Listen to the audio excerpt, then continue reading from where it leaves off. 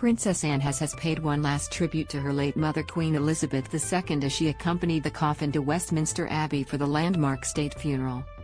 She accompanied her brothers, King Charles III, Prince Andrew and Prince Edward as they led the royal procession that walked with the coffin to the funeral.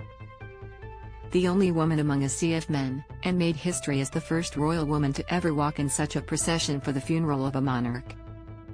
Prince Harry, Prince William and Peter Phillips also walked out, not one to shy away from her femininity, and honored her late mother with a swipe of bright pink lipstick on the solemn day. It was a subtle nod to her late mother, who was never seen without her signature pin clip at formal and public occasions. And previously revealed to the Australian Women's Weekly that she took plenty of style inspiration from her mother. The Queen and I had a discussion the other day about the difference between fashion and style, and I think maybe that's relevant in the sense that she didn't do fashion but she certainly does style, and style tends to last longer, she said at the time. You have an individual style and it's a quality which has a long-term value. Last week, Princess Anne spoke fondly of the unique memories she has of the Queen in her first statement since Her Majesty's death. I was fortunate to share the last 24 hours of my dearest mother's life. It has been an honor and a privilege to accompany her on her final journeys, she penned. Witnessing the love and respect shown by so many on these journeys has been both humbling and uplifting.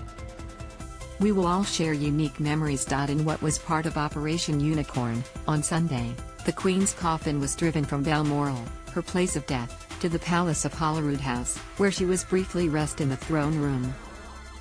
As the Royal Regiment of Scotland carried the oak coffin into the Queen's official Scottish residence, Princess Anne, who is 16th in line to the throne, watched on and paid tribute to her dearly departed mother.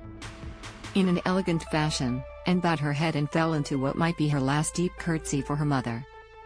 The gesture was made even more poignant by the fact it mirrored exactly how Queen Elizabeth II greeted Princess Diana's coffin during her funeral in 1997, where she bowed her head as a sign of respect. Princess Anne also accompanied her brothers King Charles III, Prince Andrew, and Prince Edward to hold a silent vigil over their mother's coffin in St Giles Cathedral in Edinburgh. Want to know more about Queen Elizabeth II's life and legacy?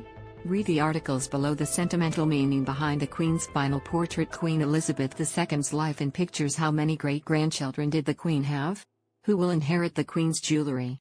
30 rare photos of the Queen. What you never know about the Queen and Prince Philip. The Queen's relationship with Princess Diana. What happens now that the Queen has died? How has the line of succession changed after the Queen's death?